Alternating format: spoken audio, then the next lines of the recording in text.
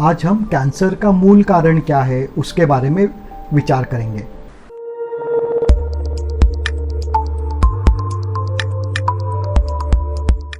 Cancer के कारणों का जब हम विचार करते हैं तो दो तरह से इसके बारे में सोच सकते हैं।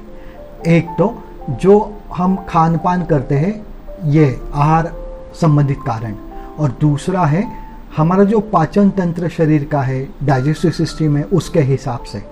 अगर हम आहार के दृष्टि से कैंसर के कारणों का विचार करेंगे तो ये बात तय है कि हमें फूड प्रोडक्ट साइकोलॉजी को बंद कर देना होगा।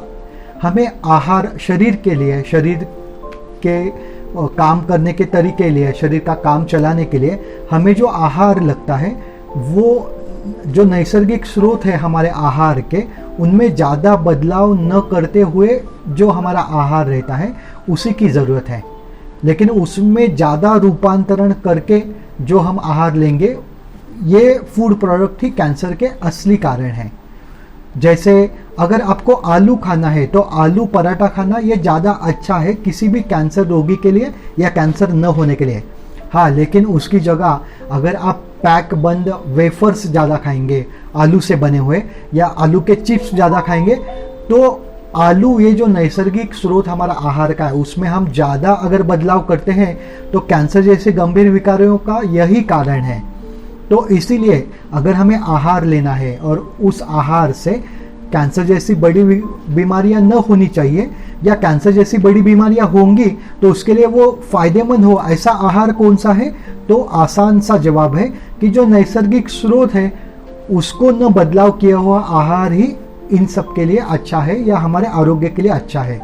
तो इसके लिए ज़्यादा रासायनिक पदार्थ न यूज़ करते हुए जो हम सब्जी लेते हैं, सारी सब्जियां हैं, उसमें फल वाली या सेंग वाली सब्जियां हैं, ये है, सारे फल हैं, जैसे एप्पल है, बनाना है, अनार है, अंजीर है, ये जैसे जो फल है ये है, या गाय का दूध है जिसमें ज़्यादा हार्मोन या ये चीज़ें न यूज़ किए हुए हैं, गाय का घी है।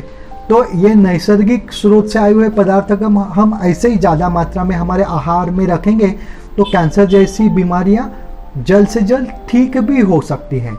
और उसके साथ में आगे का महत्वपूर्ण कारण है हमारा पाचन तंत्र।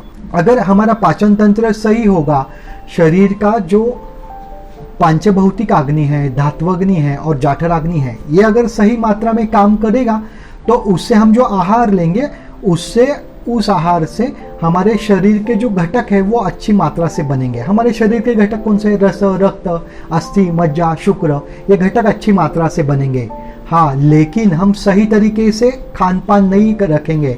जैसे किसी भी गलत समय पे आप खाना खाएंगे, या आपको भूख नहीं है और टेस्ट अच्छा है, स्वाद अच्छा, और आप ज़्यादा खाना खा रहे हैं, या आपको काफ़ी भूख लगी हुई है और आप अपने काम में व्यस्त है और आप खाना ही नहीं खा रहे हैं, तो इस केस में हमारा शरीर का अग्नि मंद पड़ जाएगा। अग्नि मंद होने से शरीर का पाचन तंत्र बिगड़ता है। शरीर का पाचन तंत्र बिगड़ने के बाद में शरीर में ज़्यादा मेटाबॉलिक वेस्ट बन जाता है, और जब शरीर में ज़्यादा मेटाबॉलिक वेस्ट बनेगा तो उससे ही कैंसर के ट्यूमर हो गए या कोई भी बीमारियों के जो गंभीर कारण हैं उनका गंभीर बदलाव शरीर में आ जाएगा।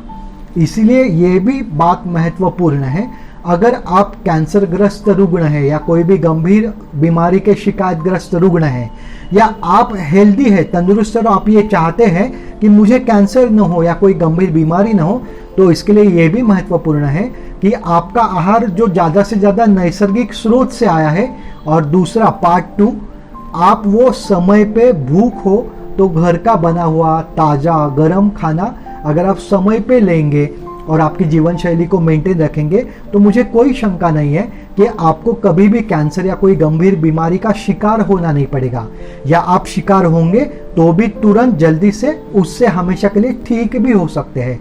तो ये कैंसर जैसे गंभीर विकारों का 2 महत्वपूर्ण कारण हमेशा याद रखिए और उस पर काम कीजिए, उस हिसाब से अपने जीवन शैली में बदलाव लाइए। धन्यवाद।